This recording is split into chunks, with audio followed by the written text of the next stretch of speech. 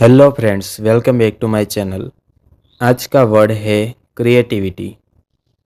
Creativity creativity का हिंदी में अर्थ होता है रचनात्मकता, सृजनशीलता, नई सोच, कल्पना शक्ति।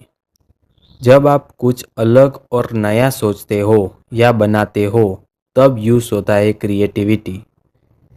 चलो इसे एग्जाम्पल के साथ समझते हैं। Creativity makes work interesting. रचनात्मकता काम को रोचक बनाती है। She show creativity in her art. वह अपनी कला में सृजनशीलता दिखाती है। Creativity needs imagination. रचनात्मकता के लिए कल्पना शक्ति जरूरी है। सो फ्रेंड्स, आज का वर्ड था क्रिएटिविटी। अब आप कमेंट में लिखो अनलॉक योर क्रिएटिविटी। मिलते हैं नेक्स्ट वर्ड के साथ। चैनल को लाइक करें, शेयर करें और सब्सक्राइब करें। धन्यवाद।